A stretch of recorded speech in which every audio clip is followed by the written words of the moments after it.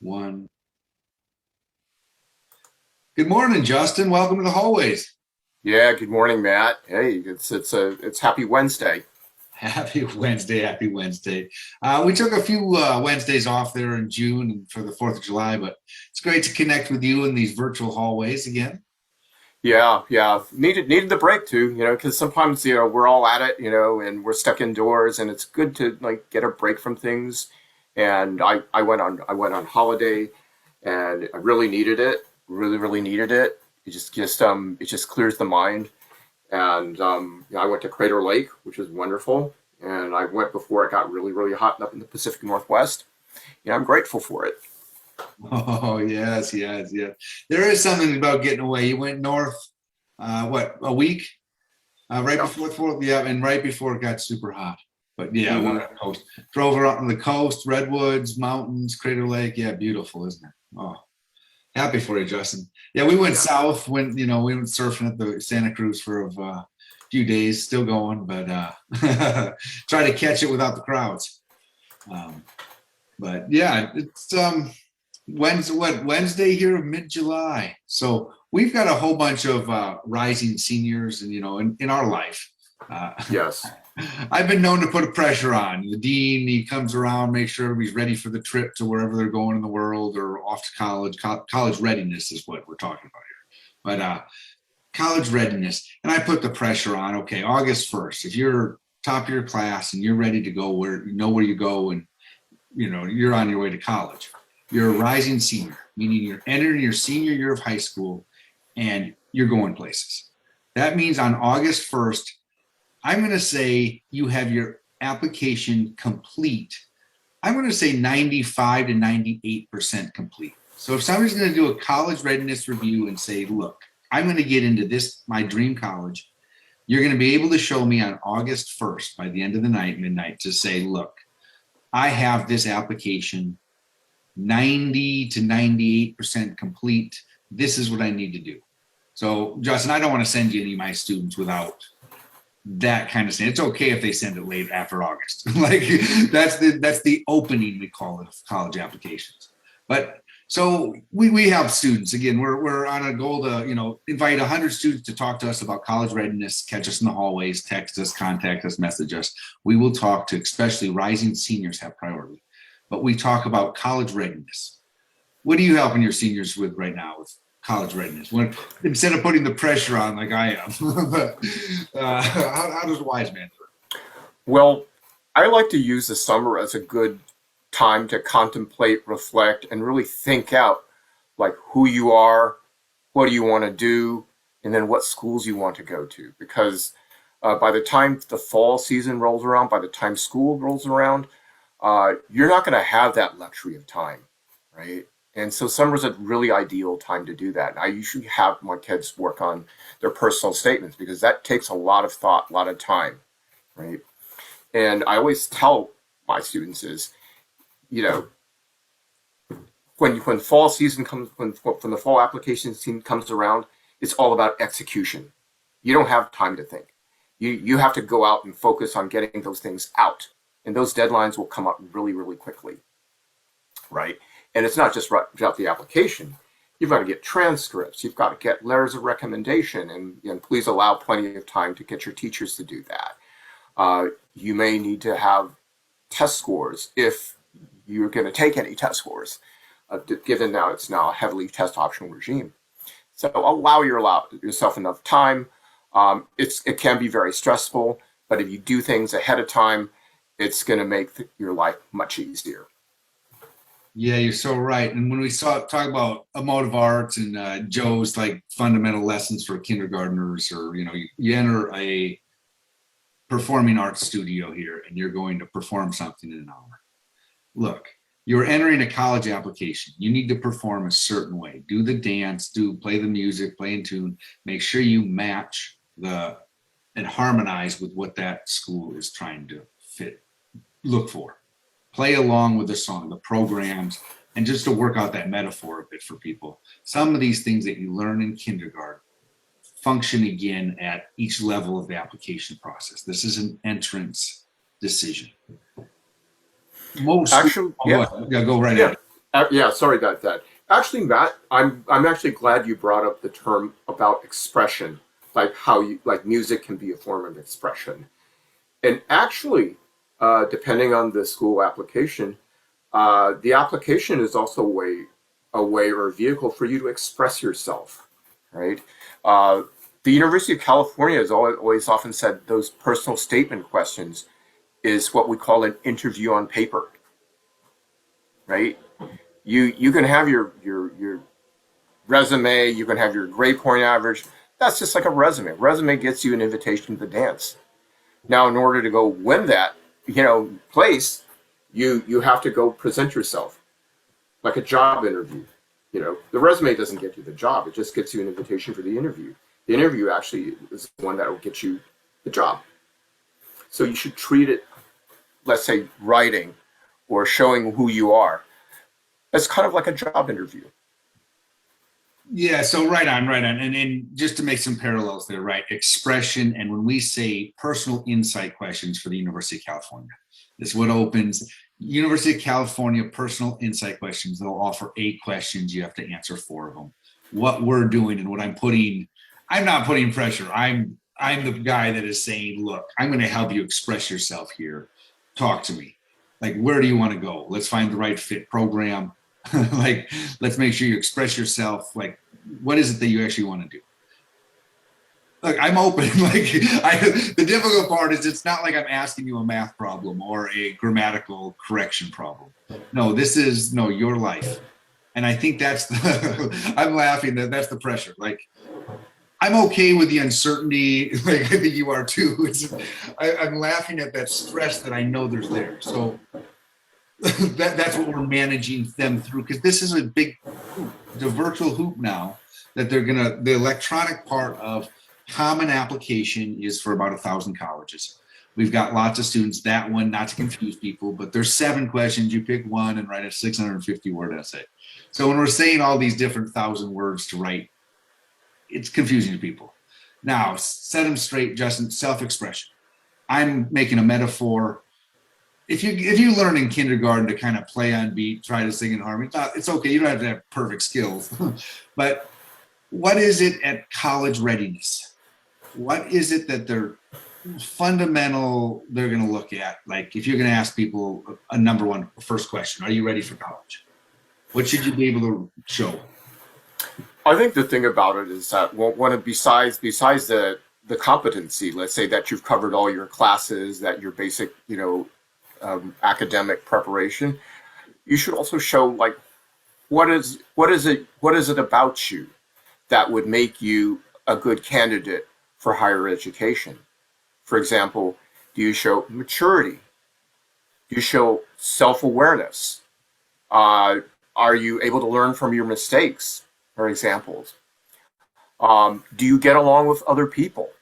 Right? That's very, very important because how do you get along with how do you deal with things that don't go your way, right?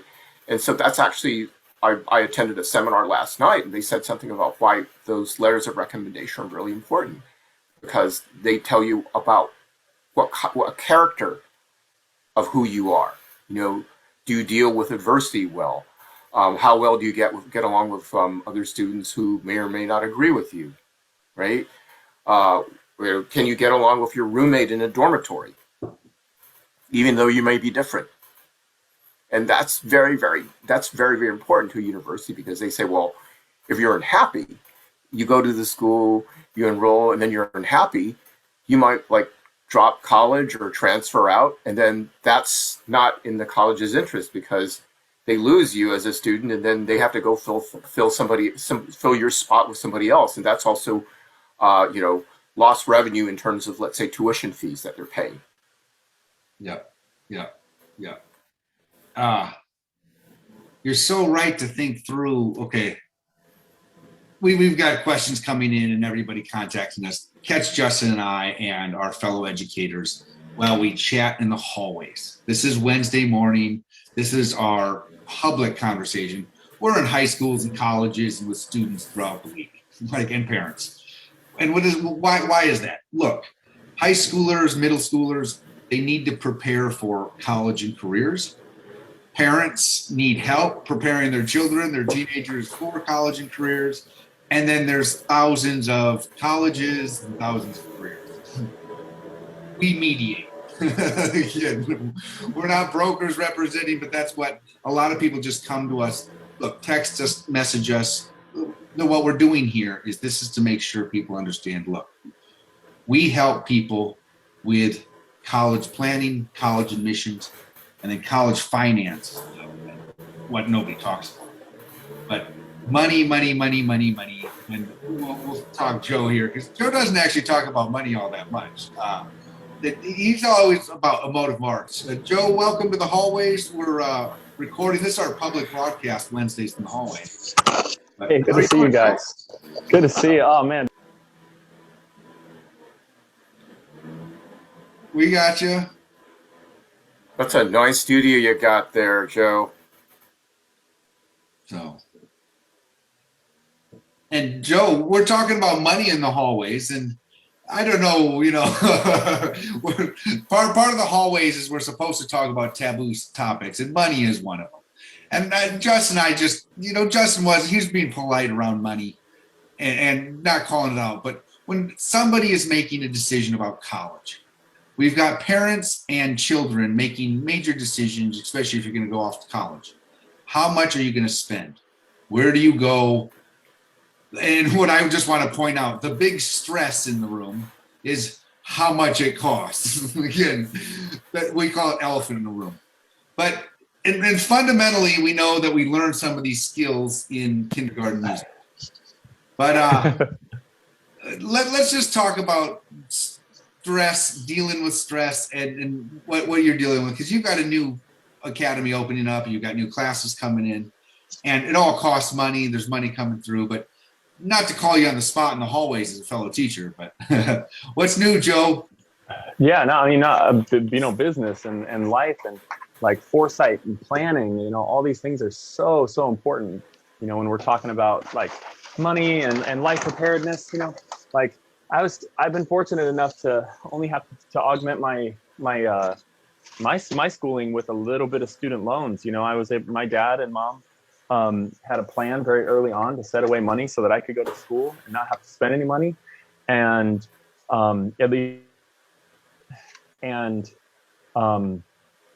that set me on on an amazing path, because I was able to get elite education. So lucky.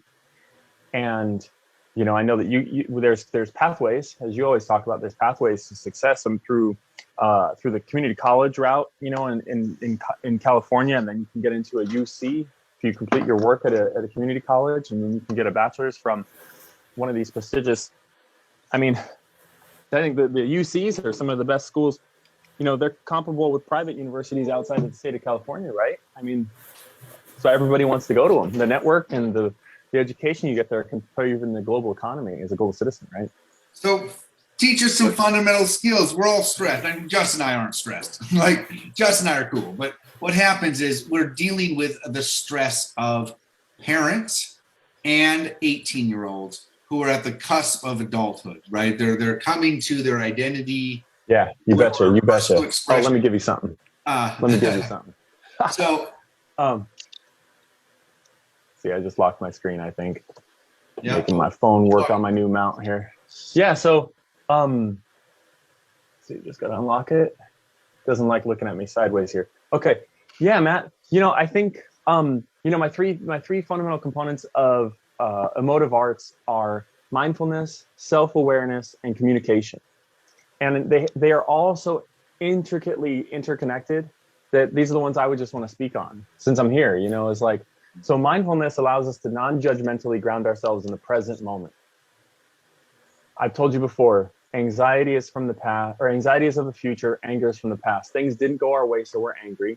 We're worried they won't go our way, so we get anxious. But if you're grounded in the present moment, then you can think without judgment about what's going on before or upcoming. And you can root in your goals. That's what mindfulness is for. And then the self-awareness is to say, okay, my focus, my goal is to be grounded in the moment. But am I actually grounded in the moment? Or am I rooted in some past trauma? Am I dealing with something from before? Or am I right now? And there's our self-awareness. And then further self-awareness goes to, what is my goal?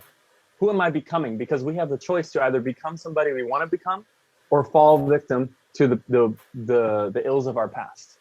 So let's ground ourselves in our goals through our self-awareness. Am I aligned with my goals? Are my actions aligned with my goals? And if they're not, we just have to be honest with ourselves and say, you know what? I'm not acting in a way that aligns with my goals. If my goal is to get into an elite university, then, or graduate kindergarten, am I acting in a way that aligns with that? Do I want to be in conflict with people, or do I want to be at peace with people? Because you can peacefully disagree. We all know this, you know? And so, like, am I aligned with my goals? That's my self-awareness aspect. And then the communication aspect is, am I listening to other people? Am I allowing other people to be heard? And am I communicating my needs and my intentions clearly? And this is a lifelong journey. And it all starts in kindergarten, of course. And along with that, there's other virtues that we can foster. But I think these are some like greater self-awareness and, you know, like just ways of being within the present moment that ground us right here, right now. It's practices and disciplines that we can build in self-awareness, communication, and self-regulation. In kindergarten, we learn how to self-regulate. This is one of the biggest things. Am I tired? Do I need to go to the bathroom? Am I angry? We just have to become aware of those things. You know, there's accidents. Kids pee their pants in kindergarten. But Kids push each other and they Joe, fight each other. So yeah. You're so right. So now let's take it from a 5-year-old to an 18-year-old who now again, there's lots of debates, have them in your own groups, and this is good conversation to have, but 18 to 21-year-old, when do you become an adult? But right, Yeah. What happened is now we've got 17-year-olds the summer before their senior year coming. And you're right. It's okay to poop your pants in kindergarten. It was pretty embarrassing when I was in 10th grade. Like Well, that's the kind and of stuff, what's the emotional equivalent to pooping your pants? well, Like, and failing or not making, and what happens is what's important. That's the match, the harmony in those skills as well. Harmonizing, playing in rhythm, because they've got to be able to recognize certain things that are happening in the culture of the school. So talk to us about this part. So, and Justin, I'm going to test myself. We're in the hallways as fellow educators and teachers. So this parents, this is why you like us. You know, Joe's telling us, Justin and I, that we need in our students mindful is the first part. What happens? I was talking to Justin about authenticity earlier, so that's in my mind. But I know that's not Joe's word. But mindful. Yeah, sure. Mindful self. Yeah. Wait, hold on, give me, and then. But the second one I was going to say was self-awareness, and then that was the last one was goal-directedness, or but what was your word? Communication. Communication. Oh, your communication in shared intentions or shared planning here. Well, I'm getting all sorts of messages, but I'm okay. Oh no, we just have 10 minutes here. And Joe, you have class at 9 o'clock? Yeah, I've got some. As soon as they walk in at 9 o'clock, I'll dip out. I'm all ready. I had to get prepped this morning, so Cool, glad to catch you guys for a little nice. bit. I mean, Justin and I need to, you know, the words of wisdom, but mindfulness. And Justin, let's just put the reality again, because look, I put pressure on people. I know my own teenagers. It's an expectation on. That's what education is, learning.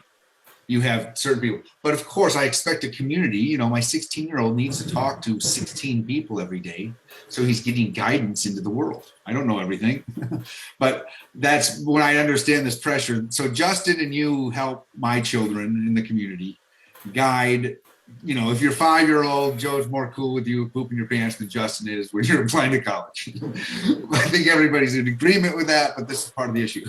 But that's part of becoming an adult, responsible.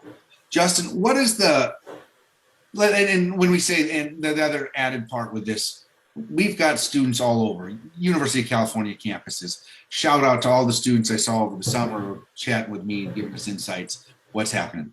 Most of them have been at home. They're hoping to go and planning to go back, move back in August to their dorm room, you know, their friends in San Diego, LA, Riverside, Irvine, Santa Barbara, Santa Cruz, Cal Poly, you know, we were talking Cal Poly, and then, you know, Berkeley and Davis.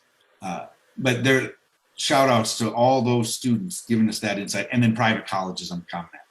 But this stresses people out because they have to make this self-expression. If you're in kindergarten, just playing along with the rhythm and the beat. And Joe, we're going to play just a quick song here, but just to get Justin's stress, so Justin and I can put our stress together, and the collective stress of people raising people applying to college and becoming adults, moving out of their parents' homes, like all these levels. And again, they're not necessarily at one magical moment. But Justin, what else? Let's take the stress, anxiety, depression that we deal with the 100 students we're contacting here in the next month. What's their biggest thing if they're going to go into and learn an emotive arts? What can we say for them and our experience we experience with them? Well, I think the thing is, if you're going to be, get out of your comfort zone and embrace it. It's like, be comfortable with being uncomfortable, especially if you're going off to a university, you might be the first time you're on your own. So that takes a lot of gumption, and yes, it is scary. It is scary, but take it one step at a time. And communication is what Joe mentioned is really, really important. Yeah, go talk to people about what do I do. What's it going to be like? Having to share a room with somebody that I don't know. How do I budget? There's plenty of people who's gone your path before, and they've all turned out well, right? And I've also sent out a book called How to Survive Your Freshman Year to my graduating seniors.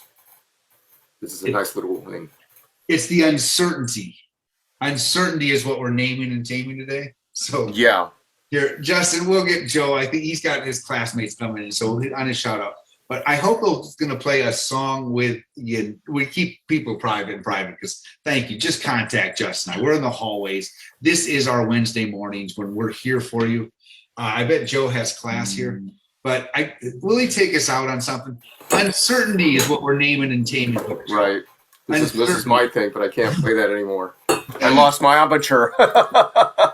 So Justin is uncertain he can play the clarinet. I'm uncertain I can play the guitar, but I'm more certain that I can play this guitar along with you than Justin is the clarinet. Yeah, I totally lost my embouchure. So in terms of playing, because I haven't played this in a long time, But I still have it. It's kind of cool to have a musical instrument. I can still play the piano. Oh yeah, right. That's great, Justin. Play us something, Joe. You've got class. Yeah. You've got students coming in. Play us something on your way out to say goodbye. But yeah, give us a G, Matt. You got a G chord there?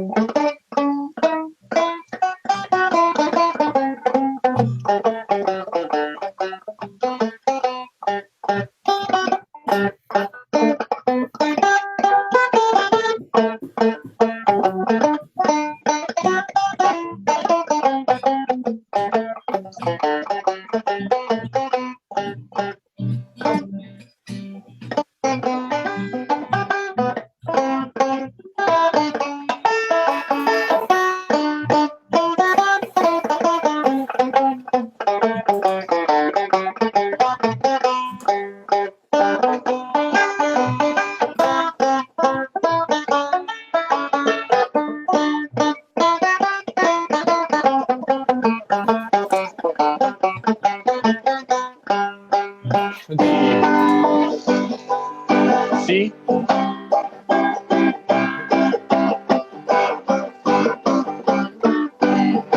There you go. It's great to see you guys, man. We'll catch up with you again. Great. Have a great day. Fellas. have a great so day. We'll talk soon. Bye-bye. Thanks, Joe.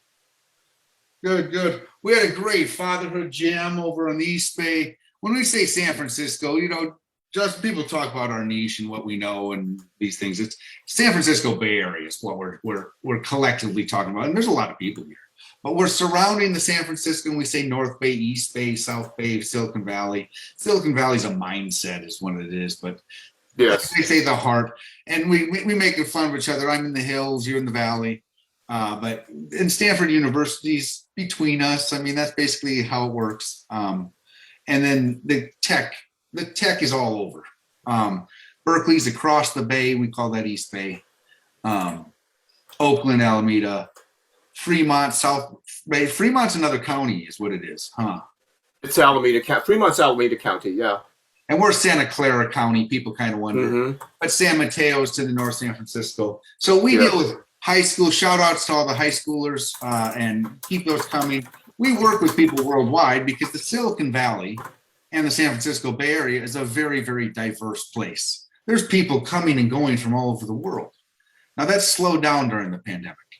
And shout out to everybody in our groups and things. We work with therapists, financial planners, all sorts of chamber of commerce, small business owners, parent groups, to help people address, again, educational planning at any level. What is it? How much are you going to spend? What are your goals of an education? College, career training, those things really become expensive. They matter in people's life. You and I and our team, again, we work with all sorts of independent people at different points because it depends on where you're going. Then Joe, it's great to see Joe over the East Bay. These fatherhood, again, we call it fatherhood jam. One of the jams parents get into is talking to their children about college and career planning, the college conversation. So our goal here is to chat with 100 people here in the next month. We'll help you out of that jam, especially our fatherhood groups. Hey, dad, if you're frustrated with talking to any of your teenage kids about college and career, just schedule a 15-minute appointment with Justin. And then myself as well. I've got, most days I have something open. You can find me for 15 minutes, find Justin for 15 minutes, and have a conversation about, look, I'm not going to mess around. What's important in your life? What are your kind of college and career goals? What are your life goals? And then what are you doing to meet those goals? That's my critical questions. That's your critical questions. College readiness. Last tip of the day is we're in the hallways of school success. Joe goes off and he looks like he has more fun. We kind of have fun, Justin. But last advice is you've got these students going back to school. Summer's going on. You've said reflection, become authentic. I mean, I fully agree with you, Justin. This is what time for. I write. You should be writing a lot is at any age of life, but especially those rising seniors. Justin, final thoughts before we go off to class and get kicked out from the hallways? I think the thing about it is just, make like a small goal to do each day. So even if it looks like your bigger overarching goal seems like daunting, if you do a little bit each day, it keeps you going and you'll feel you're accomplishing something. And, and that helps with your self-confidence. It helps mean you're making progress, right? Thanks a million, Justin. I'll catch you soon. Have a good time with the students.